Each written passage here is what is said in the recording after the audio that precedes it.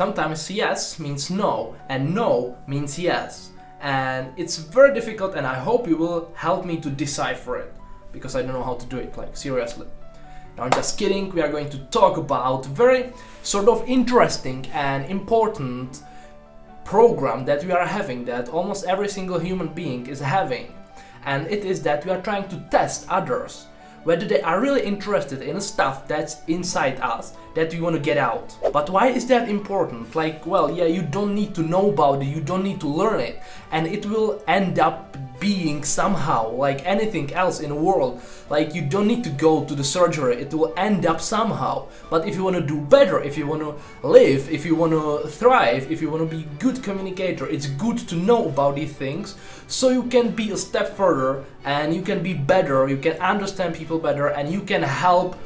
You can be empathetic a little bit more, so be more liked and be more successful and all the stuff that goes along with being good at communication. So the purpose of this video is to simply raise awareness of how human beings, human psychology and a communication between people works a little better, so you know, so you can put another brick in that wall that you are building from your knowledge and from experiences, so you can live better and more happier and more fulfilled life.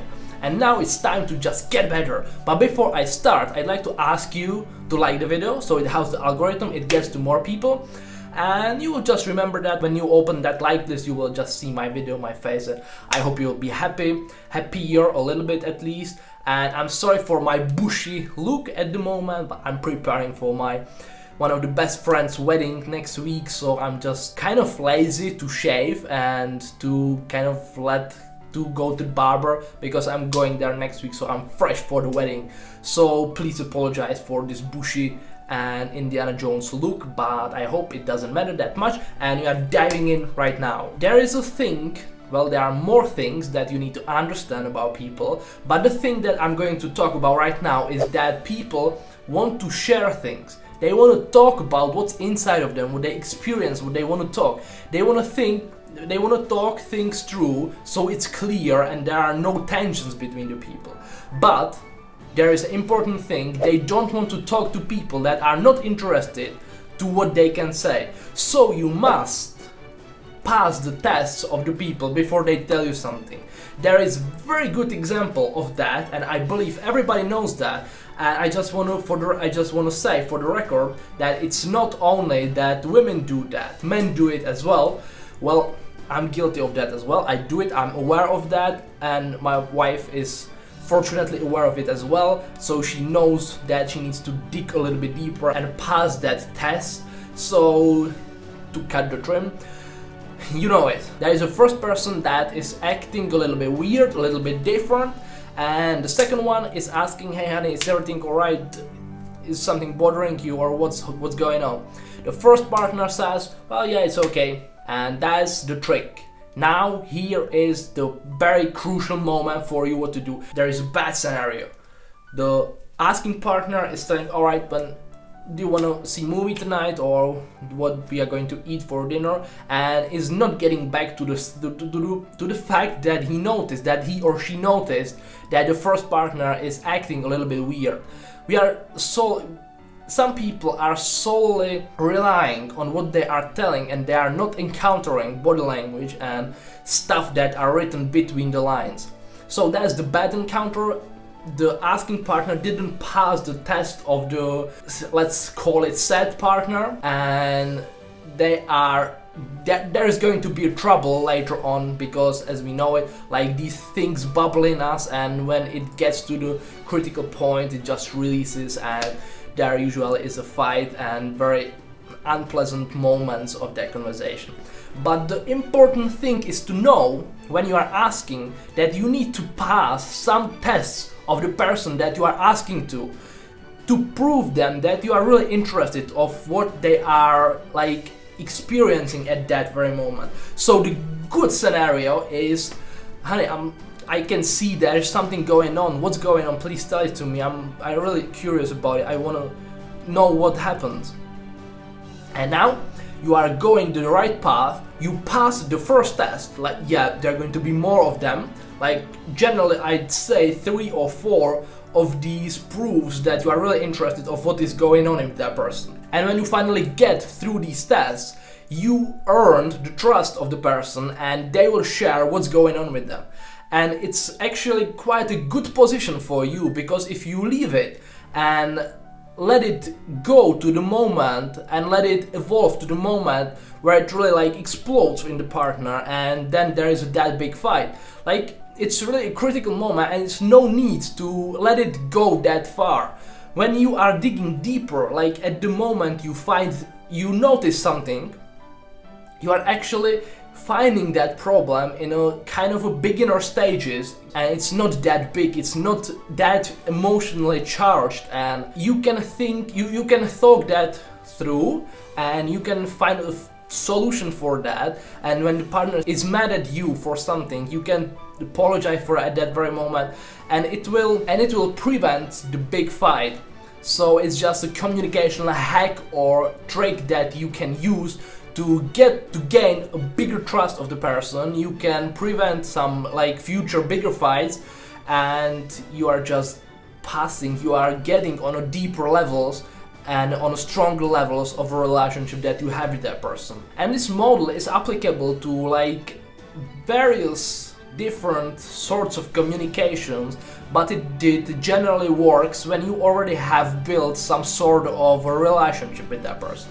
So it is not going to work very much with a person, with a stranger you just meet on the street, and well, they are not playing these games. You need to have a certain level of trust and certain amount of relationship with that person, and then it works. So when you're, for example, talking to a colleague at work and they find out something interesting and you want to know about it, but they are not sure whether to tell you that, well, when you show that interest, you passed 1 or 2 or 3 those tests, they will tell you and you will know, and it will like be good because there are more of you, you have a common secret, and the bond that is being enhanced by that is enormous. And I really kind of like that, because having a common knowledge, common secret, common something that makes you exclusive a little bit is really valuable for people, so you can use it at that situation. As I mentioned, when you are in a relationship with your partner, so these things are really common, and you are experiencing it for like maybe, I don't know, on average 2 or 3 times a month. So you can prevent a lot of fights, a lot of misunderstandings, and a lot of uncomfortable stuff that you just will talk through, and the level of uncomfort will be way lower than the level of uncomfort when there is a big fight, you are yelling and throwing bottles, I know, and glasses and whatever you like feel doing with that moment. When you, for example, ask your friend an opinion about your product or whatever you are creating, I'm asking my friends about opinions on my videos and thumbnails and stuff that I'm producing, and courses and ideas about courses and stuff like that. And when it's not that good an idea and they don't want to hurt me, I need to dig the same way to find out where's the catch, what's the problem. So it's really helpful in that as well. Your friend might be having some sort of delicate problem and they don't want to share unless they are 100% sure that you are really on the tune, that they can trust you and tell you that problem. They want to talk to you, they want to tell you, they want to share that problem, they want to get it out of their chest, but they are not sure whether you are the right person. So you need to prove them that you are the right person. You need to show interest and show persistent interest of what is like, that you're really interested in that thing, and they will tell you. And again, the bond will be greater, the relationship will be deeper, and the trust will be deeper, and that's like enormously important for a good relationship. But how to observe that? Well, there are a lot of very subtle changes in the behavior. And let me start with a principle. When there are some changes in the behavior of other people, consider it as symptoms of something that's going on the inside.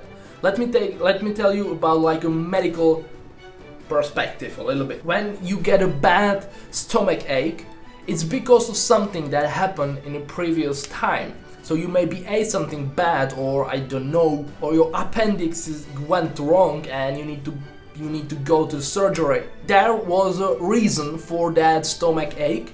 So there is a reason for a change in the behavior of the person, but the behavioral change is usually so subtle that you are not able to describe it with the words. Like, you are not able to measure it. People that are interested in behavior, that are studying body language, stuff like that, they have words for that, and some maybe also some scales and measurements, but there's no need to telling that.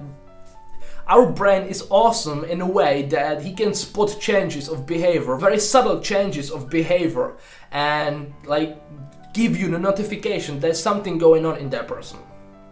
So whenever you get that feeling, don't try to ignore it, don't try to analyze that and find out what's going on and sort of get stuck at that analytical part, but act upon that and start to digging deeper what caused that change, because that cause is what you want to talk through with the person that got changed a little bit. You want to get it back to their baseline, because their baseline is what they are like when they are fine.